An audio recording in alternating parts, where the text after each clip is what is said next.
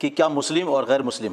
ایک ساتھ رہ سکتے ہیں؟ نبی صلی اللہ علیہ وسلم کی سیرت پڑھیں گے تو جواب مل جائے گا۔ نبی اکرم صلی اللہ علیہ وسلم مدینہ میں تھے، آپ حاکم تھے، جوڈیشل پاور تھا، اس کے باوجود بھی نبی اکرم صلی اللہ علیہ وسلم نے یہ نہیں کہا کہ ہمارے علاوہ کوئی بھی مدینے میں نہیں رہنا چاہیے، بلکہ نبی اکرم صلی اللہ علیہ وسلم وہاں پر رہنے والے یہودی تھے، بنو قریظہ، بنو قینقاع، بنو نذیر، آپ نے معاہدہ کر کے جینے کا طریقہ بتایا، کیونکہ نبی صلی اللہ علیہ وسلم سے پہلے حالات کیسے ہو گئے تھے کہ کسرا کے ایریا میں قیصر کے لوگ نہیں رہ سکتے، قیصر کے ایریا میں کسرا کے لوگ نہیں رہ سکتے، یعنی ایک دوسرے کو برداشت کرنا، ڈفرینس آف اوپینین ہوتے ہوئے، الگ الگ رائے ہوتے ہوئے بھی ایک ایریا میں رہنا بہت مشکل ہو جا رہا تھا۔ لیکن نبی اکرم صلی اللہ علیہ وسلم نے آ کر بہت ہی درمیانی راہ اپنے بتلائی، کہا کہ دین کے معاملے میں کمپرومائز نہیں ہو سکتا، لکم دینکم ولی دین، آپ کا دین آپ کو پیارا، ہمارا دین ہم کو پیارا۔ لیکن اس کا مطلب یہ نہیں ہے کہ ہم دنیاوی اعتبار سے بھی نہ ملے،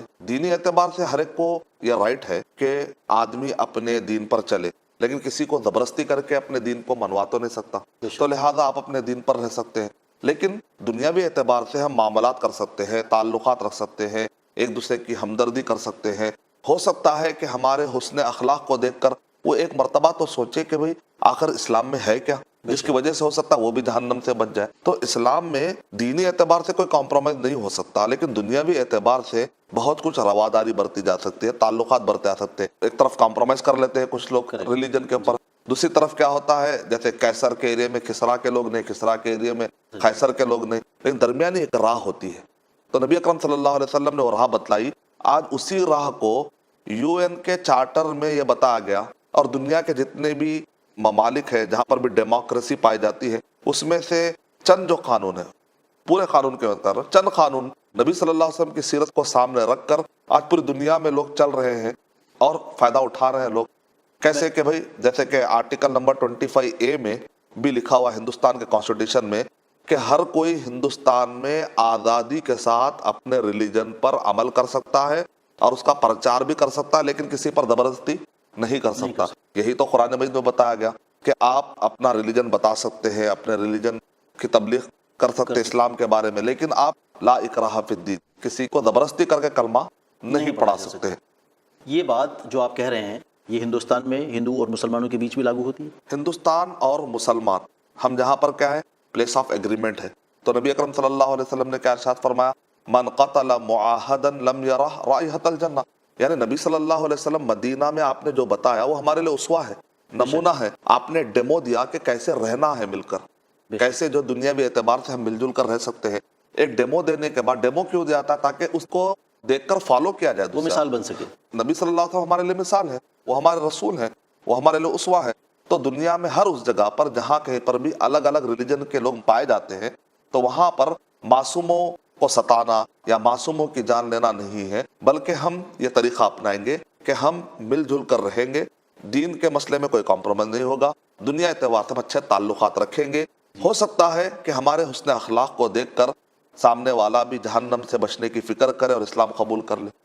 بلکہ اسلام میں یہاں تک رواداری ہے، ایک ملک میں الگ الگ ریلیجن کے لوگ رہنے کے اور برداشت کرنے کی جو میں بات کر رہا ہوں دنیاوی اعتبار سے،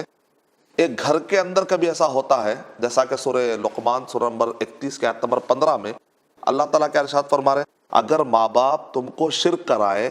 تو بیٹوں سے کہا جا رہا ہے کہ تم ماں باپ کی اطاعت مت کرو۔ یعنی کیا بتایا جا رہا، ماں باپ کا ریلیجن الگ ہے، بچوں کا ریلیجن الگ ہے، یعنی ایک گھر میں دو ریلیجن والے بھی رہ سکتے ہیں۔ کیا کہہ رہے ہیں، فَلَا تُطِعْهُمَا،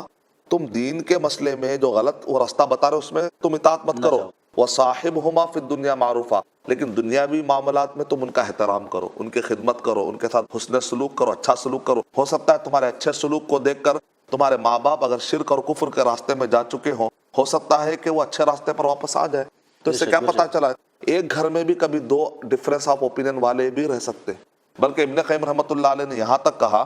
اگر کوئی مسلمان کسی کرسچن عورت سے، عیسائی عورت سے شادی کرتا اس کے ظاہر بات ہے کچھ شرطیں ہیں، یعنی کہ پاک دامن ہونی چاہیے، اچھے اخلاق کی ہونی چاہیے، جیسے ہم مسلمان میں اچھے اخلاق کی ڈھونڈتے ہیں، تو ویسے عیسائی عورت بھی ہو تو بھی یہ سارے کرائٹیریا دیکھیں گے۔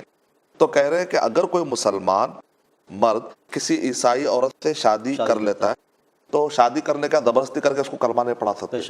اور دوسرا یہ ہے کہ اگر وہ عورت کہہ رہی ہے کہ مجھے چرچ جانا ہے تو یہ مسلمان کی ذمہ داری ہے کہ اس کو چرچ تک بھی چھوڑ کر آئے، اس کی حفاظت کرے، راستے میں ہو سکتا ہے اس کو کوئی ہراس کرے، تو یہ مسلمان کی ذمہ داری ہے۔ یعنی کون سا ریلیجن ہے جو اتنے زیادہ رواداری کی بات کرتا ہے؟ کوئی نہیں ہے۔ تو اس کا مطلب ہے کہ اسلام ایک بیلنس تصور دیتا ہے کہ مل جل کر رہ سکتے ہیں، لیکن ملنے جلنے کا مطلب یہ نہیں ہے کہ 2+2 5 بھی کہہ لیں آپ، 2+2 4 بھی کہہ لیں، 2+3 بھی کہہ لیں، نہیں۔ ایسا نہیں، جو کیلکولیشن ہے، جو رولز ہے، وہ نہیں توڑے جا سکتے۔ پوری ہم کے کہیں دائروں گے میں رہنا ہوگا۔ ہاں، ہم یہ کہیں گے 2+2 4 ہی ہوگا،